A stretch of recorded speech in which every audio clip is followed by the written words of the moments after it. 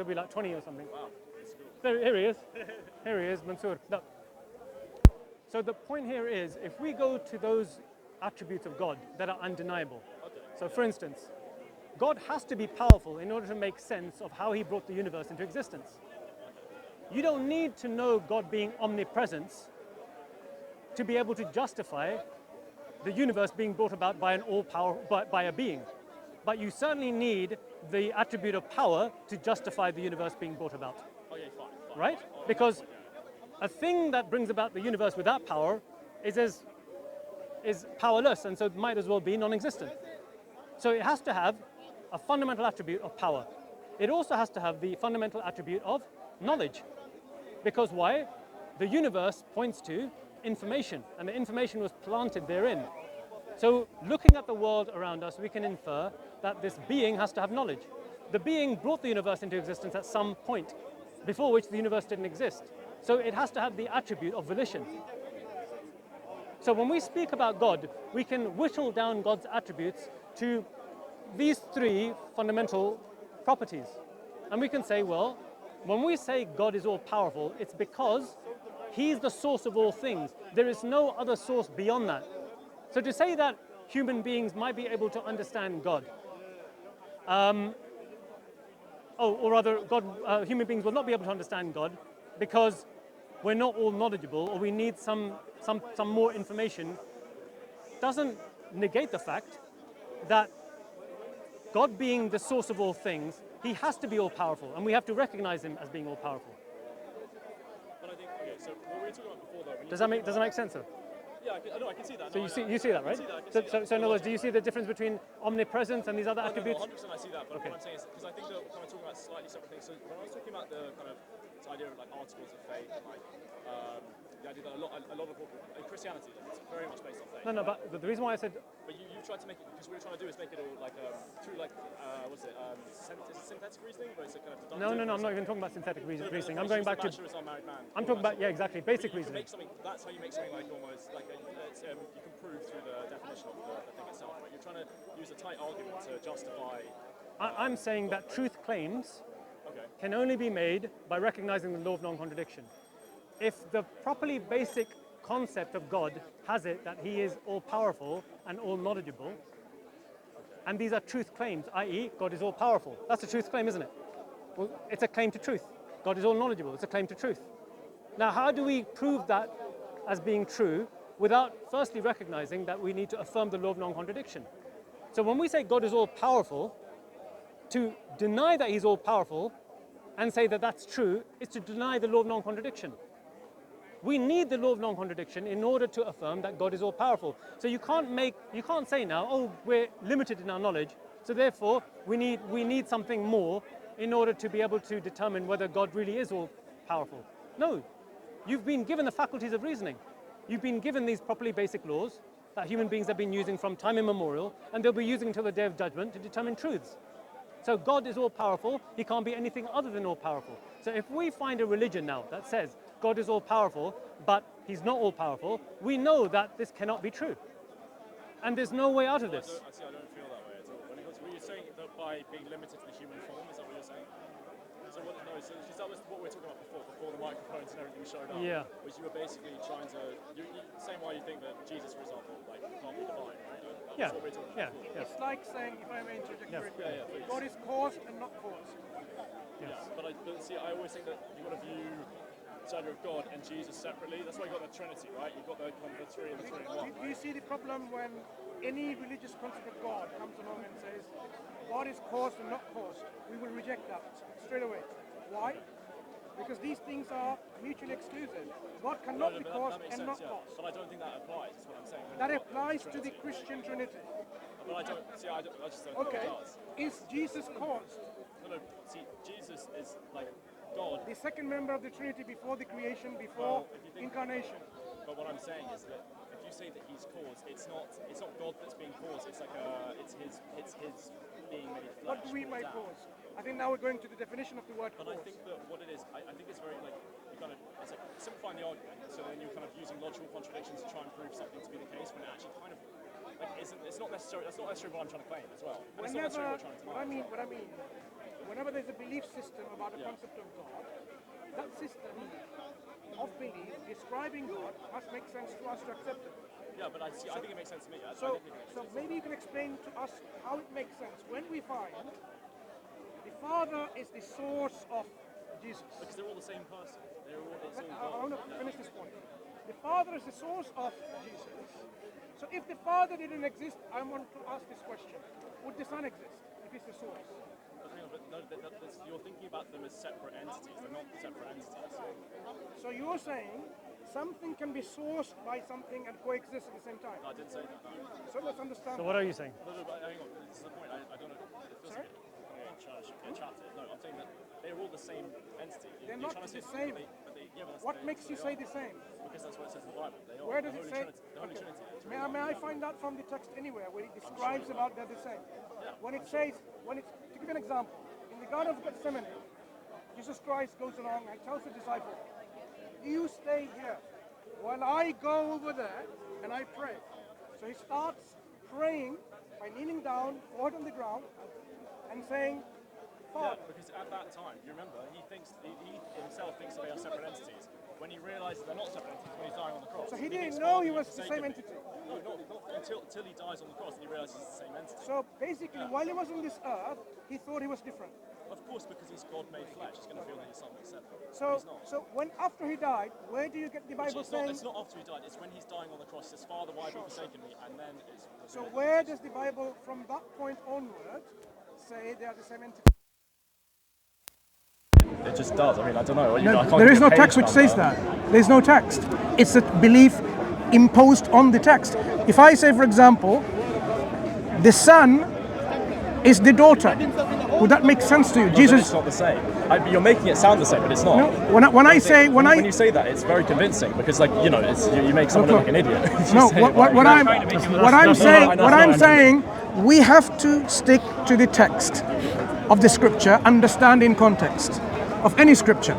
When we look at the scripture in context, we find in the Old Testament there's one being that is called. There's one being. Steven Spielberg. Sorry. There's one being that is constantly described as being God. Okay. Yeah, who's in heaven, and that being to the Jewish community. I don't know, the way in which we view heaven, I think we think of it as like a place that you can like a tangible. Not thing, earth, not earth. But it's not. It's not earth. Made of any like matter. Heaven is not earth, because when Jesus says, "Oh, our Father who art in heaven," so he was not saying who is on earth.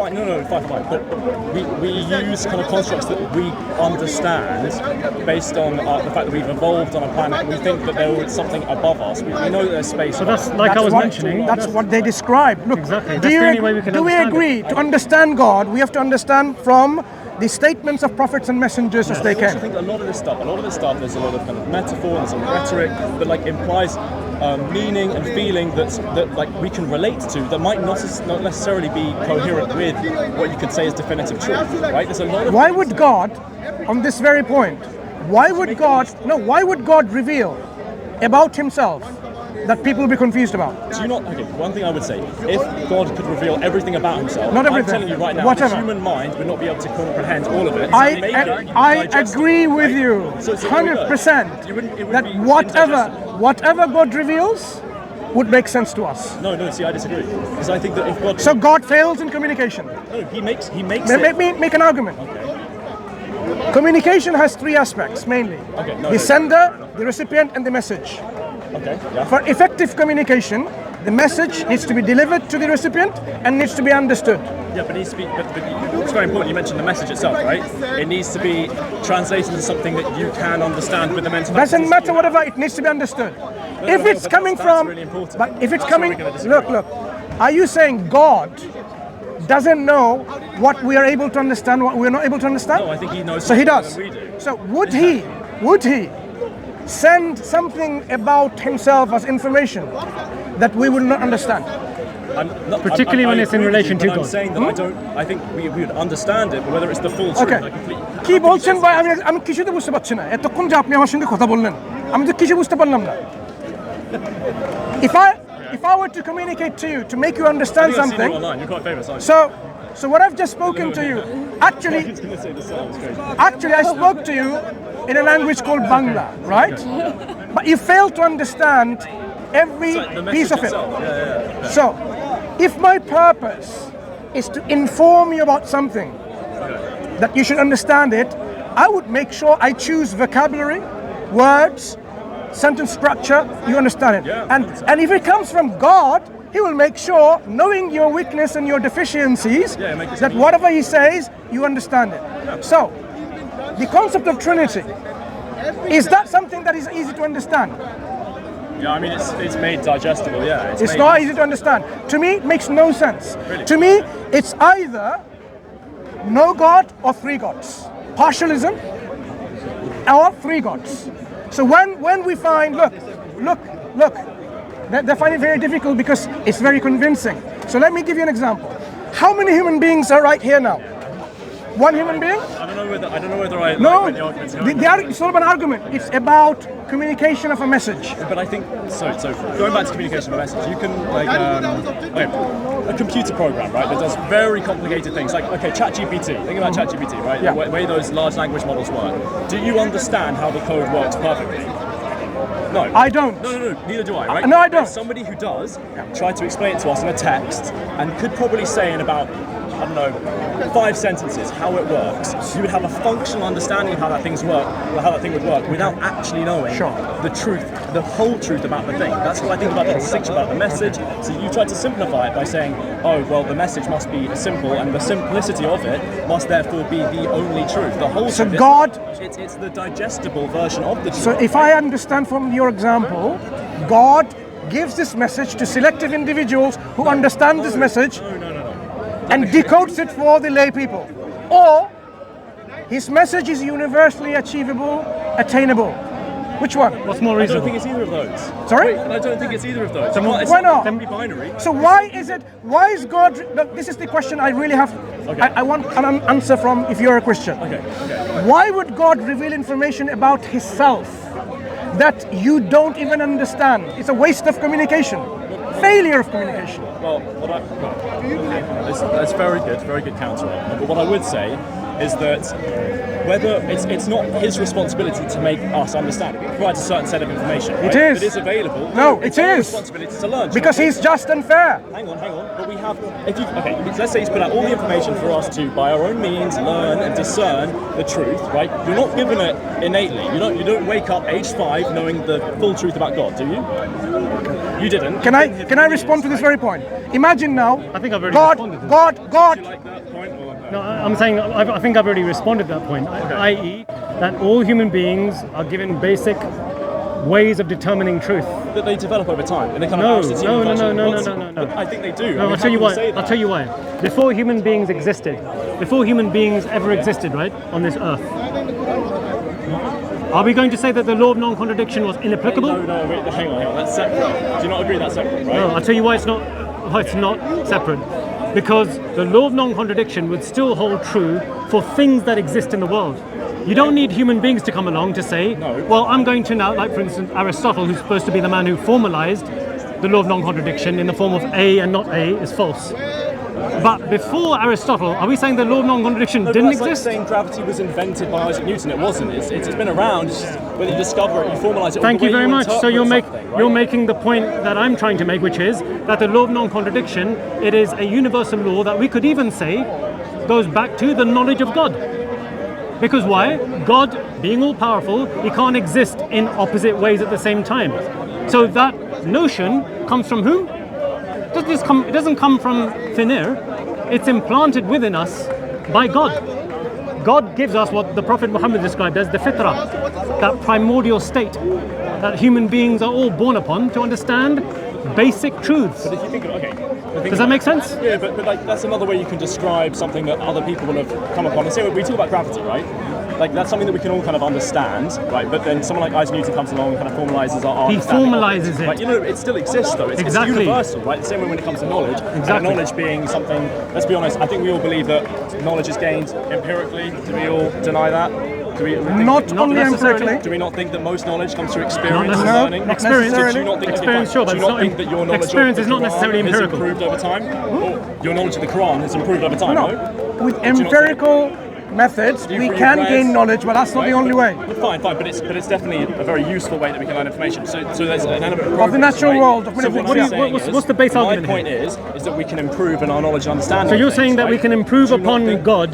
No. Hang on. You're No. trying to. No, I'm saying we can improve in our own So knowledge and Mansur- understanding of things in general. Right, so this is what Mansur's Right, argument is, that if you claim something is God, whether it's Jesus, Ram, Krishna, I think a separate point. whatever. Sidetracking. but No, yeah, it's not fine. sidetracking. It comes down to the very root point, which is that your argument presumably is that I believe Jesus is God, and because Jesus is a God man, we're dealing with relativism.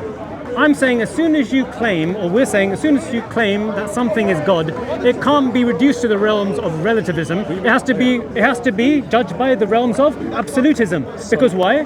God, like we said, has absolute attributes. When you claim God becomes a man, you can't say, oh, truth might be found in relativism.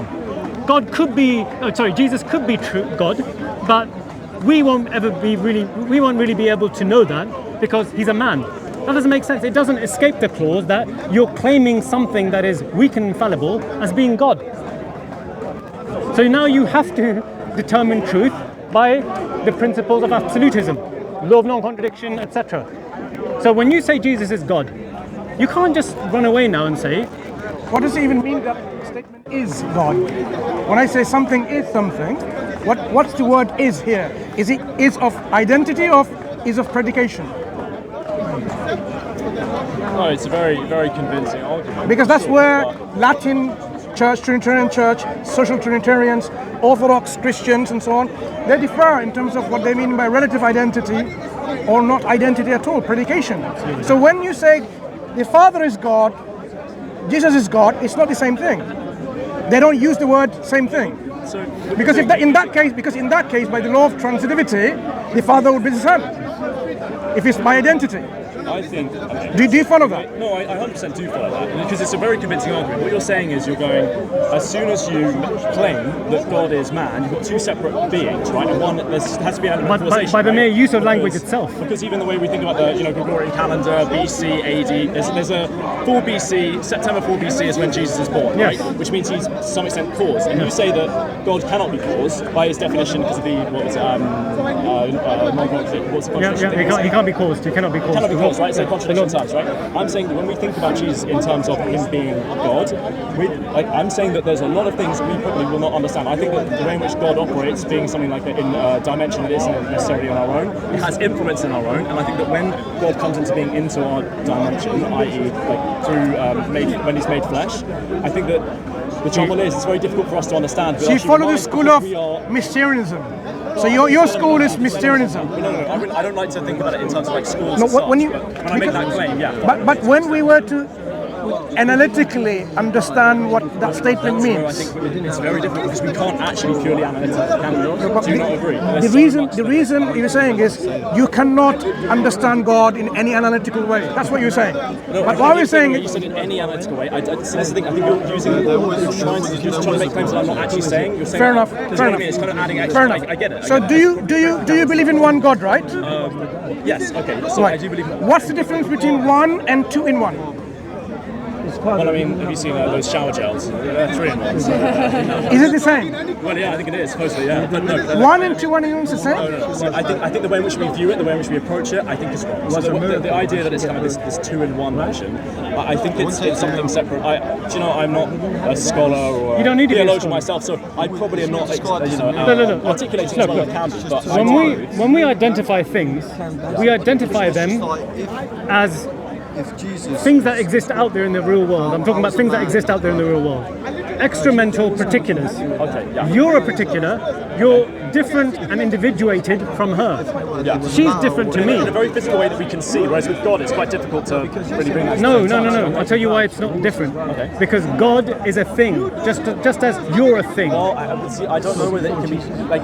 Then what is God? I mean, An entity is a... beyond really our understanding. I think I'm not Mysterianism then. Okay, no. Beyond our understanding. It's not beyond understanding because either God exists or it doesn't exist. No, hang on, but I think that's a simplification. Do you not agree? I think that it can exist in a way. Something can exist. It is a ChatGPT, simplification, but it I'm saying... exists. You understand basically how it works, but you don't know the full details of it, right? No, I mean, but you don't. I don't. we know that ChatGPT is an entity that exists.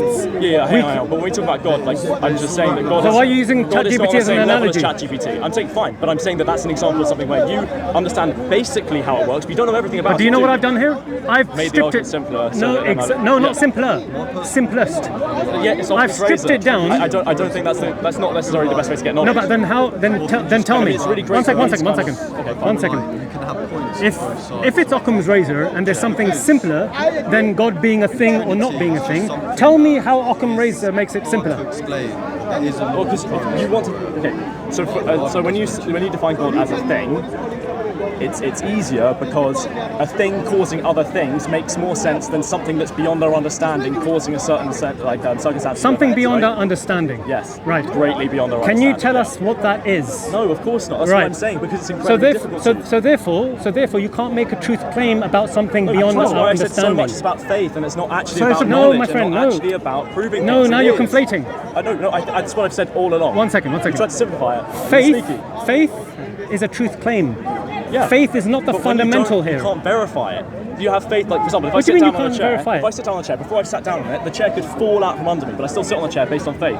Yes, Right? and when But I you can't verify. Once I verify, it's no longer faith, Yeah. right? So I is then it- know the chair will support my arms. so is it a truth claim? It's a truth claim that- after I put my arms on the chair. One second. No, it's not. Because Okay. you're going to affirm that it's possible that the chair is going to collapse beneath me. Okay. That's a truth claim. But Now, just one second. When you sit on the chair and the chair does not collapse, that was literally what I just said. Yeah. no. It's a different truth claim. Yes, exactly. That's what I just said. Right, okay. So you recognize I that agree there's... with that. Okay, so you recognize that faith is It's not- you can't undergirded. prove it, right? You can't. Faith is undergirded Okay. by you firstly having to make the truth claim of faith, and then once you made the truth claim of faith, you have to go by the laws of non-contradiction. So no matter which way you try and slice it, you can't escape this route. So if we talk about... Can you articulate that further? Because that sounds Yeah. kind of Yeah, so- a bit waffly in places. Sorry, no, I don't think it's waffly, but Oh, sorry, no, I'll try and break it down as much as I can. Please do, yeah. When we say God is a thing, Okay. and you say that Occam's razor could be applied, I don't know how it's going to be applied. I didn't say that. I said that I think that you use it quite a lot to try and simplify things. I think I made myself clear on certain. Okay, so let's leave Occam razor out then. Okay. So when it comes to I God, think you've been- when it comes to we've got- God, we've got to head off pretty soon. sure. So which one makes more sense? One God who's self-sufficient, Yeah. 3 in 1 God, 5 in 20, 2 in million. Which one makes sense? That's your razor bit that you're applying. No, I'm not using Occam It razor. is. You're going it simpler to. I didn't say simpler. But that's I didn't. what's implied. I didn't That's imply not simpler. what I'm saying. I am saying concepts of God, which has all of these things within it. Okay. Right? If Trinity is real, then quinternity, 4 in 1, 5 in 1, whatever. What's the difference between them? Because that what you're saying is we have to stop asking questions because it's all about mystery. So a Hindu comes along and says, that's my God. We believe in the Father God, the husband God, the wife God, the daughter God, the son God, and that's one God. Then you have no discussion with them. Because why? The discussion ends there because it's got beyond human comprehension. And as you truth said. claims. Yep. So ultimately then it comes down to what? How do we then decide between complex, simple, ideas, convoluted, coherent, incoherent ideas of God? How do we decide? Is it because of some kind of, God-given, like he switches you on, that's it, and you believe? No, I don't think so. So what do we use then? No, what do we use to distinguish between these various belief concepts? A concept in which God is called Shiva, the husband God, Parvati, the wife God, and Ganesh, the son God. Okay? Don't you need This sun god, what happened? You know what happened? Shiva went away saying, God. You guys don't Saying believe God. Revelation? Is that kind of what he's saying? God. Yeah. I just want to So hear go this on. point. They're very uncomfortable when Muslims speaking to Christians because Muslims make sense every time, Come on, right? Mansur, I was So just you listening. make your own decision. You don't have to worry about the hecklers around. I was just so trying to clarify. Shiva or Sheeb leaves Parvati, his wife. We're talking about God, right? We're getting a little bit sidetracked here. No. I understand what I'm saying. What I'm saying, We are okay, pressed for time, so I'll finish it. quickly, yeah. Does that concept of God appeal to you? Husband God, wife God, and a son God? Would you like the Well, I Quran to think read? it's a bit arrogant to. Well, I think it's a bit arrogant to kind of reduce it to a point in where English. you can, like, if you're trying to use logic, purely logic. I didn't say logic. I said, does it appeal to you? Hang on. Before I say something that might be might make me look a bit of a fool here, what I would like to say is that I think that there should be a lot of emphasis on religion about our own personal relationship with God. Right. So if you see it as something, so I believe that we should be tolerant, that we should have an understanding that people can worship in many ways, and ways that I think that religion is a great a tool of in the different religions. There are many different ways we can go about approaching worship, right? And I think that's a lot of the issues we have with religion is we believe there's one true way or one proper way, and we try and use logic, we try and simplify it, and I think it causes a lot of friction, it causes a lot of issues in the world. So I think one thing that I like to believe, and I don't know what school I fit into or what box you want to put me in. Universalist. Well, there we go, fantastic, there's a box for me then. You're saying everyone can believe in God in any way, shape they like. No, but That's what you're saying. Fine, but because hang on. Because you Most said important- hang on. there is no difference in truth claim between them. No, hang on. I'm saying that the best way to go about approaching it is using all of the cognitive faculties that we've been given by God and our Or the own information experience, available or to us. information available Okay. to find the best answer that works, or whatever that How might do we be, determine right? the best? And this is the great mystery, isn't it? Because I don't necessarily believe that the simplest, the Occam's razor approach is the best. I'm not saying I have all of the answers, but I'm saying that sometimes, and we see it, because I've seen a lot of the videos online. I think Okay, great so stuff. not simplest, but does it have to make sense? Well, this is the point: is that we don't have to fully understand it. Same way I use with ChatGPT, right? It doesn't have to make I'm saying sense. That it can, in So some respects, therefore, make truth sense. could be found in contradictions. I think, well, okay. Yes. Okay. That's the inevitable But I'm saying you're trying conclusion make to it your sound argument. contradictory, but I'm saying it doesn't have to be contradictory. You're making it sound like it's contradictory. You're trying to make it sound contradictory. But if it was contradictory, would it be true? What do you mean? No, but that's. Like God is No, caused and uncaused. Would that concept of God be true? Obviously it wouldn't, but Not that's what I'm Christianity. trying to say. Forget Christianity. Wait, what do you believe? In a belief system, Christian. I find it quite difficult to kind of articulate myself. Right, okay. I've been Christian, but I've been Christian for a while, but I'm not as versed as I probably should be in the Bible. So Yep. on these kind of. That's fine. How about yourself? Are you Muslim? Have a debate here. We've been here Why for not? I was raised without religion. Okay. Do you believe in God? thinking my feet a little bit, to be I honest. don't Okay. Probably a bit out of my depth. I think the So you must questions have that they're asking has got to do with An explanation with about why things exist The only way that we and can why get they to exist God as is they God are. reveals himself to us. Because anything That's that the most exists important requires an way that God explanation. is communicating to us. So Which our for us is universe, really good because it exists, we're you and I Christians. exist. Jesus What's the Christ best came explanation incarnate for its in flesh. existence? What is it grounded on? If it's not God. I don't know. I'm trying to figure that out for myself, what I believe in based on I that. know you guys are in a he's hurry revealed to leave, himself. but He's there's actually one verse in the revealed Quran where one of the companions of the Prophet, when he heard this verse revealed, he said that although he had faith in his heart, it was at that moment where faith came and it became established within his heart. The verse says, were they Come again created by another time nothing? if Or did they create themselves? If you- Were if they you're- the if creators you're of the free universe? again, Nah, the come ones who another deny Sunday. God's existence, they have no certainty. do Meaning, some more Bible nothing reading. can't bring about But something. I'm fascinated Read by the Quran, Something, Bible. there's something that just read. brings everything Yeah, about. come on another It time. can't be our mother and and father. more time and we'll And it certainly chat can't again. be us because we're part of the universe. Yeah. The invariable conclusion is that this being, They increase over time. this thing that brought the universe into existence, it has to be a being of immense power, energy, knowledge, wisdom, volition. All of these attributes point to You were that faithfully being espousing alive your own rather opinion than and views, being and that's what's matter. a mechanical You're not parroting, mechanism but that- you are that explaining operates through things which chance. make sense to you. That's how the verse right. actually refutes the claim that there must be a God as opposed to there not I being. said to Mansur when he Were they walked created up by here, nothing? part of Did they what create makes me themselves? believe in this Were they the conversation creators of the universe? is Nah, you they are have no actually certainty. having a sincere conversation. You don't agree at the end, you don't have to agree at the end, but you were listening. No, but you've been very interesting, very honestly. And you were respectful Yeah, the that whole was time. respectful to listen Yeah, to. as Muslims we don't. Oh, sorry. Yeah, As a- we have our as a traditions respect and to we have you. religion. No worries. I was just saying what you guys want to All the best, guys. Thank you for your time. All the best. وآخر دعوانا الحمد لله رب العالمين.